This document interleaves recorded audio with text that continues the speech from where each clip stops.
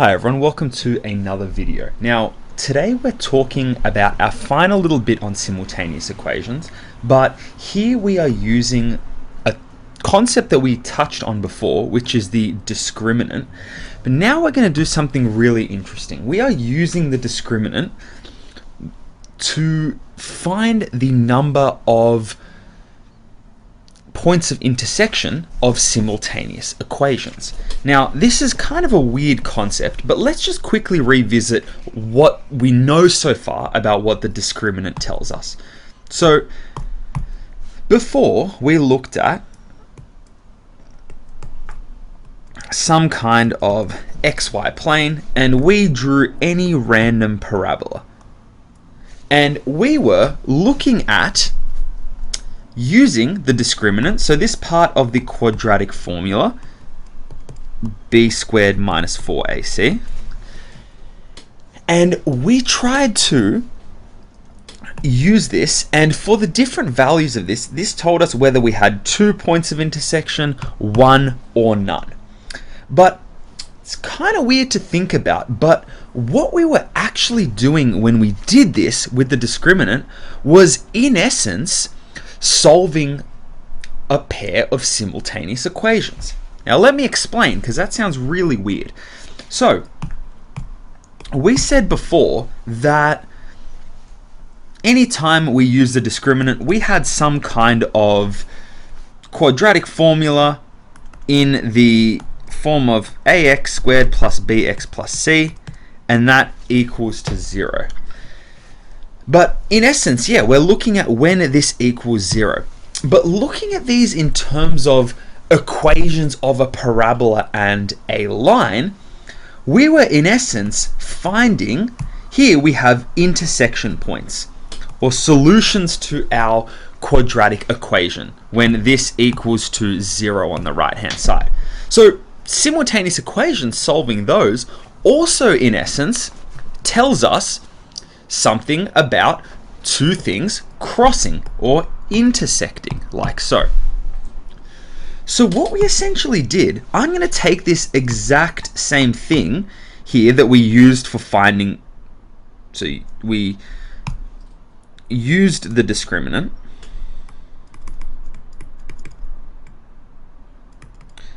to find how many solutions we had. And we did this also for parabolas to find how many times the parabola intercepted the x-axis.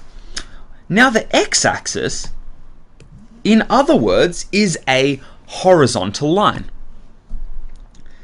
at 0 here. So in essence, the x-axis is a horizontal line of y equals 0.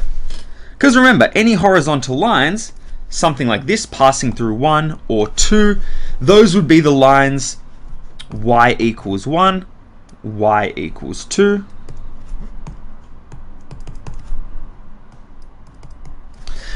so therefore the axis, the x-axis, we can also think of as being y equals to 0.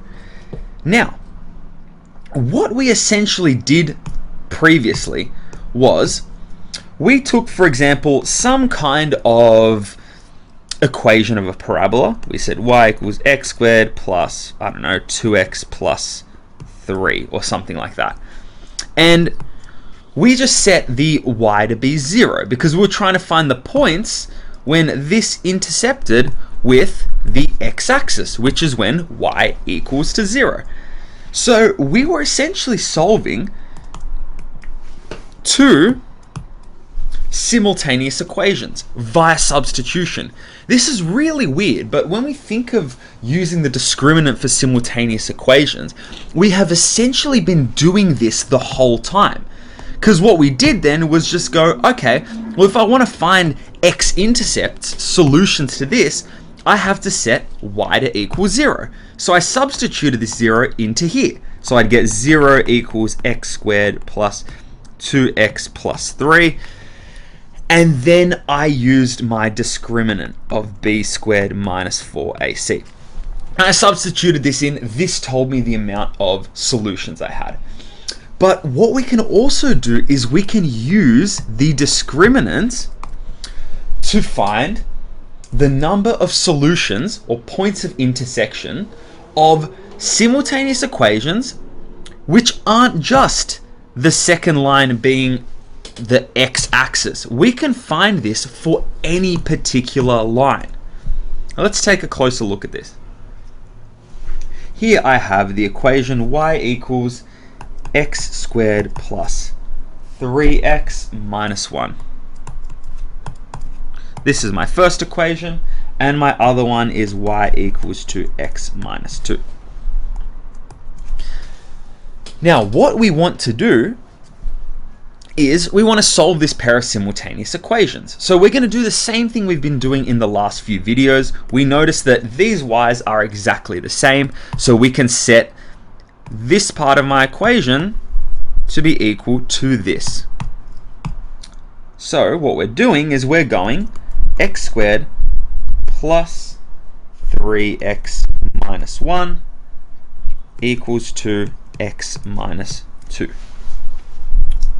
And here, because to use the discriminant, remember we need a quadratic equation in standard form. So we want everything on one side, a 0 on the other side. So here I'm going to subtract x from both sides, and I'm going to add 2 to both sides. So we get left with x squared, 3 minus x gives me positive 2x, and negative 1 plus 2 gives me positive 1. And that equals to 0.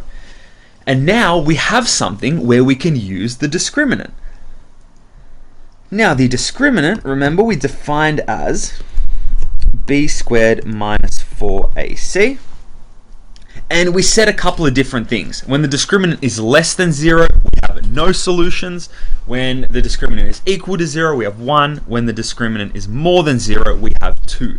We're applying that same idea now, but not finding x-intercepts. We are finding just the amount of times these two equations or these two graphs intersect, so cross one another. Now, a discriminant is going to tell us that. So I'm just going to substitute in all of my a's, b's, and c's here. Now remember, if I just have x squared, we can think of this as 1x squared. So my discriminant is going to be equal to my b, my coefficient of x. So that's going to be 2 squared minus 4 times 1 times 1.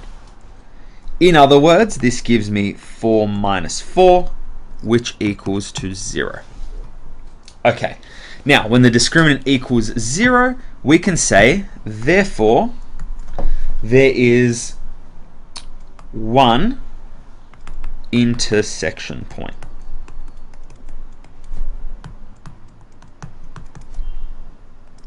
So we are taking the discriminant a step further. Before we used it to solve a pair of simultaneous equations without really noticing this idea of when it crosses the x-axis using the discriminant, but now we are looking at not only the x-axis, but how many times a parabola intersects any line.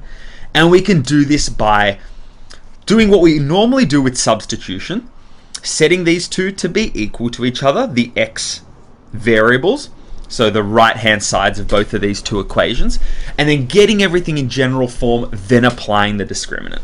And here we saw that these two graphs intersect at one particular point. Now let's look at one more example to wrap up here. We have y equals to 2x squared minus 3x plus 8. That's equation 1. And then my second equation is 5 minus 2x. Okay, going to do the exact same thing. By substituting, we know that y equals to this, y also equals the top thing, so I can set my y in the top left here to equal 5 minus 2x. So we have 2x squared minus 3x plus 8 equals to 5 minus 2x. Okay. Now, we want to get everything on one side, so I want to take away 5 from both sides. to get rid of this 5 on the right hand side, and I want to add 2x to both sides here as well, and that's going to leave me with 0 on the right hand side. So I end up with 2x squared, and minus 3x plus 2x gives me minus x, and positive 8 minus 5 gives me positive 3, and that equals to 0. And now we want to use our discriminant. Now there's nothing in front of this x, so we assume that that's 1, so we have negative 1x, and I have my a, b, and c.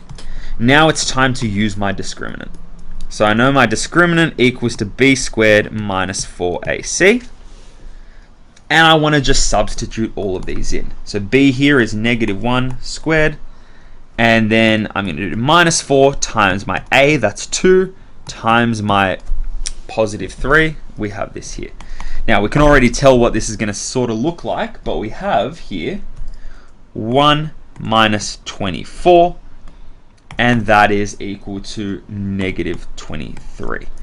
So here we have that the discriminant is less than 0, so we can say, therefore, there are no interception points. So my parabola is not going to cross my line at all. And what we're doing here, we're using the discriminant in a very similar way, but we are making another step here in terms of not only using the discriminant to find x-intercepts of a parabola, but intercepts with any other line. We are using the same reasoning that we were doing before. And like I said previously, we may not have realized this, but we have been solving simultaneous equations when we looked at using the discriminant to find out points of intersection with the x-axis. Because the x-axis we can just think of as a line called y equals to 0, as we showed up here. But that brings us to the end of this video. Thank you so much for watching, and I'll see you next time.